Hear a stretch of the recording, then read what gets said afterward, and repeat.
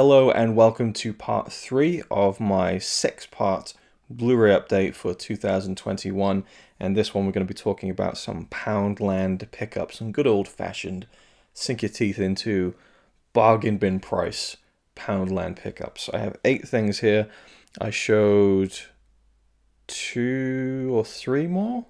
Yeah, it was the Disney one. There was Wreck-It Ralph, there was Bolt, there was Lion King 2, Lion King 3. So four other ones were Disney films. I kind of bulked them into the Disney update, but there are 8 other ones that I grabbed. All varied, a nice mix of things I have seen, things I haven't seen, and again, a very eclectic mix of stuff that you usually find in a Poundland pickup video. So the first one right here is We're the Millers, the extended cut. Release the extended cut of We're the Millers. This is a monumental release. Fans campaigned for years for this one, and the director, what was his name?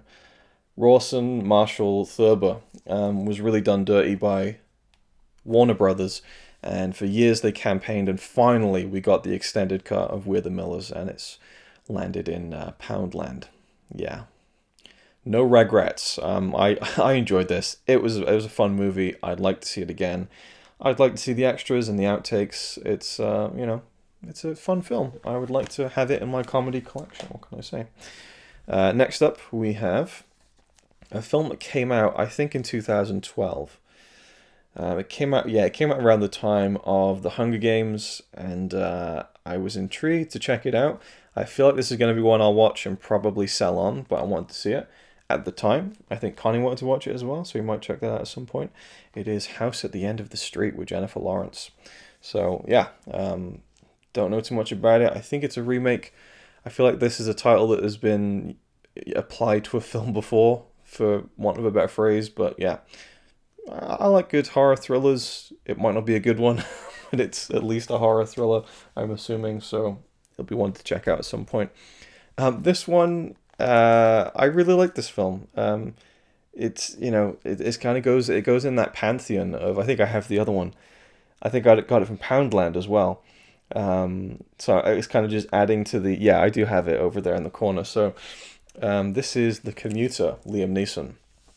Said it before, I'll say it again, and I'll no doubt say it many more times in the future. I love a good train movie. In fact, I love any train movie. You set a movie on a train, no matter how terrible it is, I'm going to kind of enjoy it. It's a weird thing with me. Maybe it goes back to my childhood of loving Thomas the Tank Engine, but even then, just the general vibe of being on a train, there's just something about that form of travel. And when you put people on there, I don't know, maybe it's the fact that unlike a plane which is very cramped, or a car which is super cramped, a train you can get around, you can move around. There's a geography to the thing. You can go to get food from kind of the food carriage, and there's just lots of different little nooks and crannies, especially when you have the old style trains where they have compartments and rooms, and there's a whole little world that can exist on a train, and that is ripe for storytelling opportunities when you can kind of put certain characters on a train, enclosed space.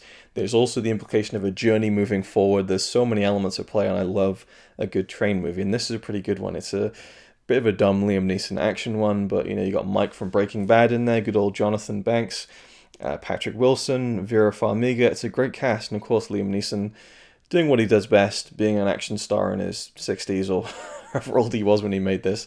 And again, the one I was talking about was Non-Stop, which is kind of the Liam Neeson plane movie. So this is the Liam Neeson train movie, and I just hope and pray that we finally get the Liam Neeson boat movie. I mean, it has to happen, right? People will kind of joke that it's Taken on a plane, Taken on a train. Let's get Taken on a boat. Let's just kind of round off all of that, and then we can go to Liam Neeson on a hovercraft and just really go wild with all the vehicular kind of possibilities for Liam Neeson action movies. But yeah, I remember really liking The Commuter. I watched it when we lived in London. Ugh. But yeah, so it was a few years ago that I watched it, but I enjoyed it quite a bit. This one I really liked. Haven't seen it since it came out in the cinema. This is one of the ones that we saw when we had that first initial unlimited card with Cineworld, and I just really like this. It's a Tim Burton movie, Johnny Depp, and it was a lot of fun. Dark Shadows. Really like it. Would like to revisit it. There's not too much more to say about that one. It's I thought it was a fun kind of spooky film that kind of I don't know too much about the original source material, though I have actually watched a few episodes of Dark Shadows on Zaran Isaac's Twitch page, which was very funny. There's a lot of snooping going on in that show. But yeah, so I don't know too much about Dark Shadows, and obviously if you're a Dark Shadows fan, that may or may not play into your enjoyment of the movie by Tim Burton. It might be like, oh, this is nothing like that. Or it might be, oh, I'm seeing what they're doing here with the references and the embracing the spirit of it. Or maybe they don't. I don't know. But I just enjoyed the film. That's really not much more to say beyond that. This one I haven't seen, and I've always wanted to see it on a very base level of that might be mildly entertaining as an action movie, and it's Red.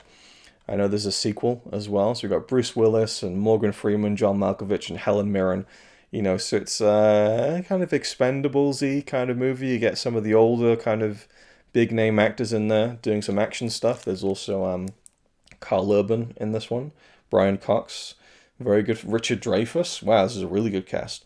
But never seen it. Hour 45, action movie. I'm sure it's going to be a good time, and if it isn't, off it goes into the for sale pile. But it's definitely one I would take a pop at for £2, I think. This one might I don't know what's the phrase. It might roll some eyes, I think, that I bought this. But I went to see this in the cinema. It was one of those things where I needed to kill a couple of hours before the movie I really wanted to watch. So I went to watch this, and it is Peter Rabbit. Yeah. I kind of really liked it. It wasn't great, but it was kind of charming in a sweet kind of family-friendly kind of way. I don't know, it felt like a film I would have really enjoyed as a kid, and it was just a good time, and I would happily own it, and now I do, and there's not too much more to say about it than that. If I have kids in the future, you know, this would be one to show to them. I think it's a really good kids movie. I enjoyed it a lot. Stop staring at me. We'll go with this one. There's two more left. I'll kind of leave that one until the end because I have a lot to say about it. This one, yeah, I mean, looking at the cover, you kind of wonder why did I do this to myself?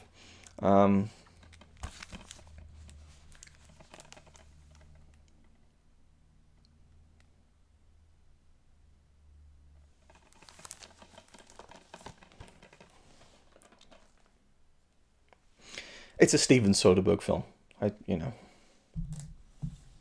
I have heard it's pretty good, actually. I've heard the sequel's pretty bad, but yeah, Magic Mike. Why not? Connie went to see it in the cinema, and I opted not to. And she said it was really good, and there was a scene in there that she thought the cinematography was really good in. So, on that basis, that's why I bought it. Okay. So finally, this one I was just over the moon to find in Poundland. I absolutely love this film. It is Shaun the Sheep, the movie. And there's no joke there. This is an absolute classic. I think this is an incredible... I might watch it again and think, oh God, what was I thinking?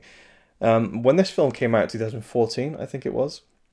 2015, maybe.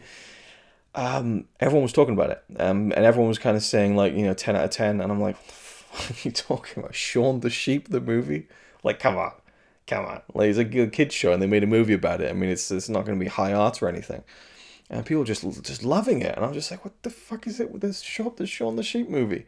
Fine, I'll watch it. I'll watch it and prove that it's not as good. And I'll be completely honest. That is the way that my mind works sometimes. And if you say that it doesn't for you, you're probably lying or you're a much better person than I am.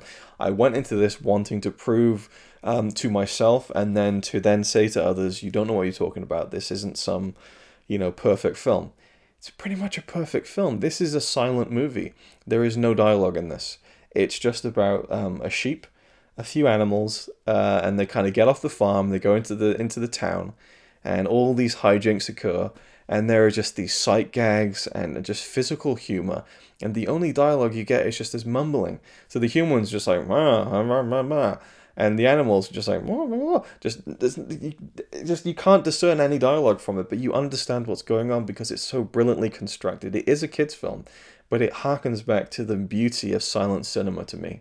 A film told without dialogue, even more so than a lot of silent films which had title cards with English text telling you the dialogue and setting up the scene. This is just all pure visual storytelling. The sequel, Farmageddon, was really good, and kind of a love letter to science fiction. I really enjoyed that, but this one is just, what a film. I think I gave it 4.5 out of 5, but it was just, I can't wait to watch it again. I might watch it again soon, actually. It was such a surprise and just so much fun. So much fun. I love this film. So glad to get it for £2.